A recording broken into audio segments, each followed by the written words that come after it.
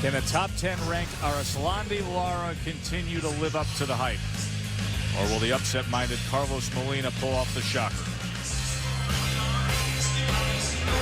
Well, there is Lara. 12-0. He's won 4 straight fights in the first round against overmatched opponents. Already ranked in the top 10 of organizations as well as the more credible ESPN.com rankings. Recent success has come with trainer Ronnie Shields, their 5th fight together now. Carlos Molina has been out of action for the last 21 months. He was sitting out a promotional contract. He's won 9 straight before he went on the shelf. Gets a chance to make an impact now facing Lara. Many will remember Molina as the fighter who was handed a controversial draw in a majority decision loss against Chavez Jr. So Lara and Molina just about ready to go. Teddy gets us all set with the fight plan.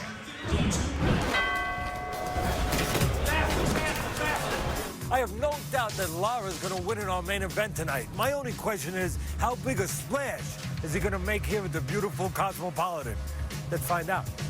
So I was going to play Molina. I'm going to be Lara. Lara's the southpaw. I'm in the lefty stance. Molina, he puts those earmuffs on. He moves his head. He's aggressive a little bit. He leans forward a little bit. And he also likes to jab and lean forward. Lara, a good counter-puncher. Invite him in a little bit. Get him to lean. Bang! Left uppercut. That's his power shot. If Lara can do that, a tidal wave of support for a future world champ.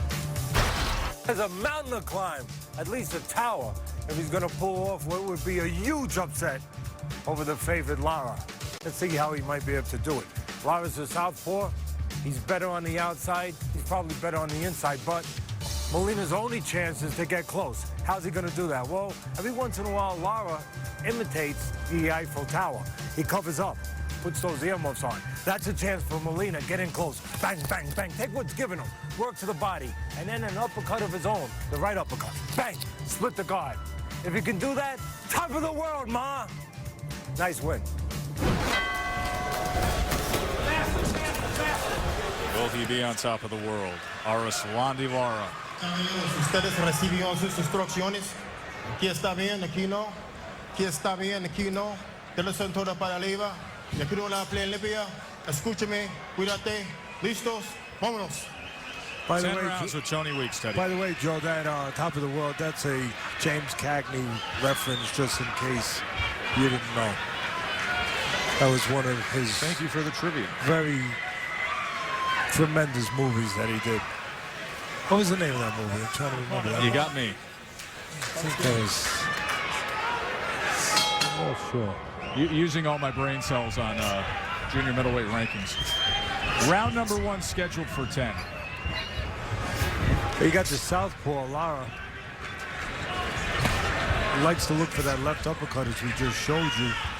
The fight plan, he's a bigger guy too, so he likes to box. He likes to counter dude on the outside, but he can get inside a little bit, especially tonight. He's been a junior middleweight his entire career, never below 152, while Molina has fought half his career at welterweight and has been as low as 142. You know, Molina has fought 4 southpaws in the pros, Joe. He's won 3 of the 4. So he has some confidence with southpaws.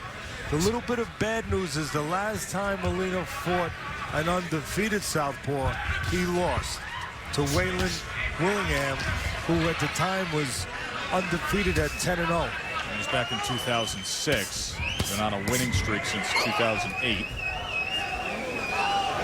Coming off a win against the veteran Danny Perez, but that was back in June 2009. Not only does Lara have fast hands, he has straighter hands. His punches go to the target. Very true. Molina's go around the corner a little bit. A little bit of a curve to Molina's punches. Molina's moving the right way. Getting away from that left hand. Yeah, he wants to step outside the lead foot. He wants to take his left foot, step outside the lead right foot. And he's doing a good job of it right there. And that's why he got good position for those punches. Wants to step outside that lead foot of Lara, where he gets away from the left hand, the power hand of Lara, and gets in position for his own left hook as he's throwing right there. And there's that right uppercut we tried to highlight for you in the fight plan. Molina does a pretty good job of that.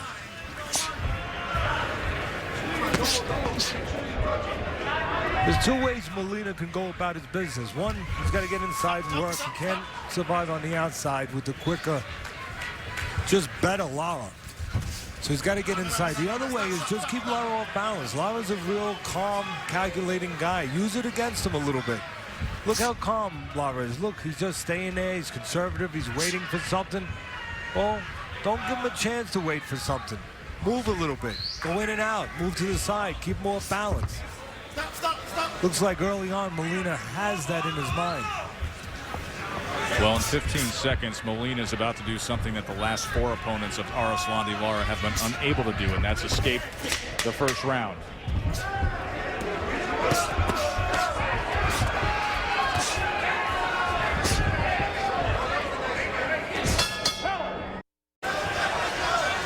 If you're fighting a southpaw, you have to know where you're moving. Watch Molina.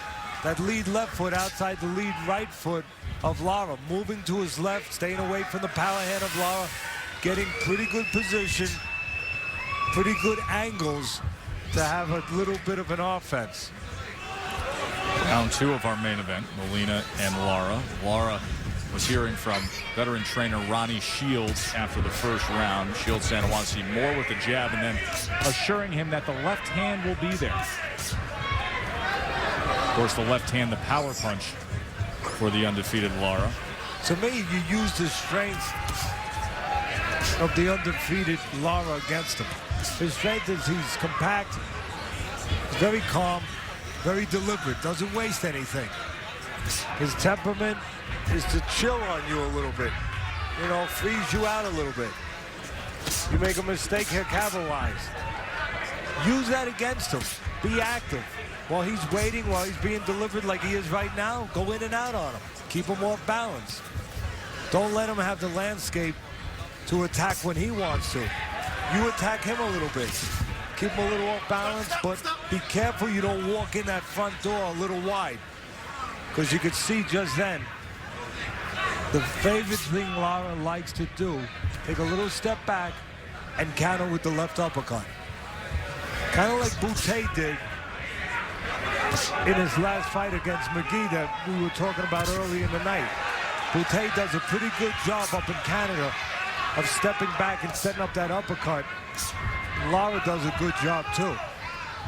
Lara scored well with that sharp left hand moments ago. There's the left uppercut, just a glancing blow that time. A reminder that coverage of the NCAA Women's Championship continues tomorrow at noon. Ohio State and Tennessee, 2 o'clock is Oklahoma, Notre Dame. NCAA Women's Basketball Championships presented by Capital One Saturday on ESPN. Give credit to Molina. He wasn't intimidated tonight. He may lose this fight, and I expect him to lose, but right now, you can make an argument that he's doing pretty darn good and might even have won that first round. But he hasn't come here just to survive. He's come here to try to give himself a chance to win. I'm just concerned when he comes forward, sometimes he shows it a little bit. And that's what's going to happen. Lara's looking to sit on him and try to nail him with that left uppercut as he sees Molina coming.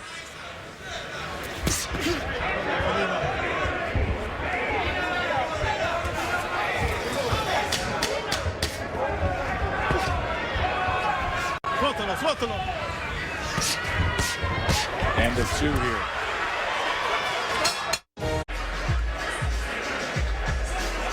When you fight Lara, you have to be careful of the traps that he sets, and he sets with that left uppercut. He'll take a little step back, get you to come in, and look for that left uppercut. That time downstairs, very similar to what we were seeing early in the night with the replays of Boutte, the world champion up in Canada, who knocked out McGee.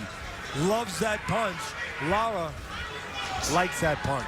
Lara's a hopeful world titleist here, trying to work his way higher up into contention. Of course, it's been a long road trying to make these dreams come true. Tried to defect from Cuba while in Brazil for the 07 Pan Am Games. He was caught, he was arrested, he was sent back to Cuba. When he was back there, under the suffocating restraints of the communist regime, who was kicked off the national team, Teddy, and unable to pursue his dream at all. This is a guy that would have been a favorite in the 08 Olympics, but banned from the Cuban team after attempting to leave the country. Eventually found freedom on a speedboat to Mexico in March 2008. I've given credit so far tonight to Molina for coming here with the attitude that he's going to try to win. I'm going to take a little of that credit away soon if I don't see an adjustment. The adjustment is to feint a little bit, the front door, move to his left. I'll tell you why, Joe.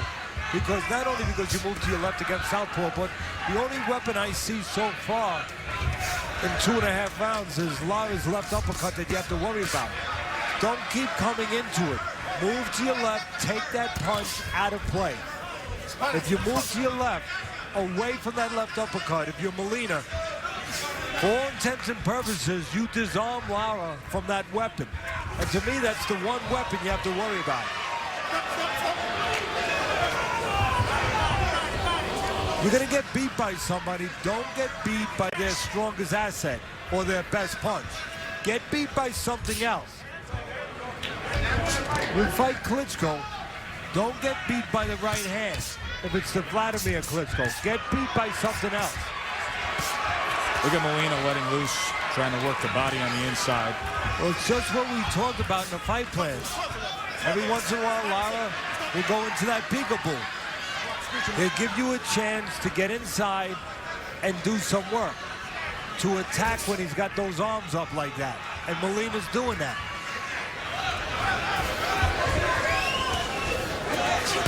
Lara is not active enough on the outside with the jab. Ronnie Shields was calling for it earlier, wants to see more of it. Well, he's looking for big shots too much in my estimation right now, Lara. That was a nice place, left hand underneath, but this is where Molina can make a little hay on the inside. Stop, stop, stop. Hello.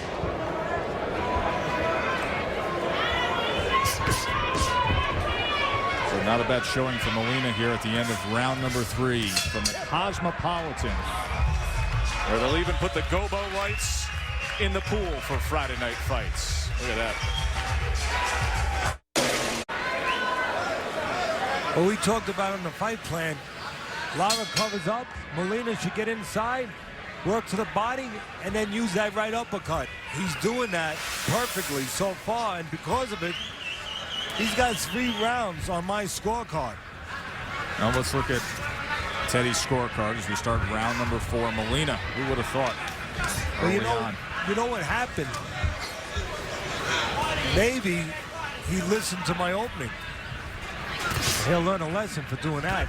Maybe Lara listened to my opening and said, hey, I have no doubt that Lara's going to win. I just wonder whether or not he's going to be able to do something that no one's done with Molina. Hit it out of the park. Get a knockout. And maybe Lara's thinking the same way. He's swinging too much for the fences. Instead of looking for singles, getting on base, going to the body. Molina landing 20 more power punches, according to CompuBox. Remember, he hasn't fought prior to this since June 2009, was sitting out a promotional contract after a proposed title fight with Corey Spinks never materialized. See, that's the dangerous thing what you just touched on for Lara. Molina hasn't fought for 1 year and 9 months, so you would think the early rounds would be his worst rounds. Exactly. Trying to get rid of some of that rust, and then he would start to get a little bit into play, a little bit of his rhythm as the fight went on. To me, he's winning the early rounds, and you would think that he would only get better as his confidence grows. Lara better get going, and not going the way he's going. Not listening to me about looking for home runs. He should be using that jab, trying to bunt to get on base a little bit. You know, get some men in scoring position. And then look to do something. Stop, stop, stop. Molina has been on the floor before.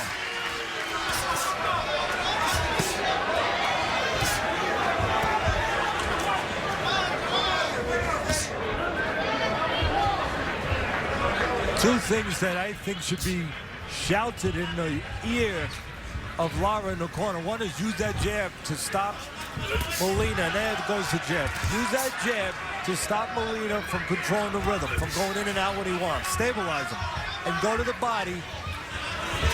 Take some of the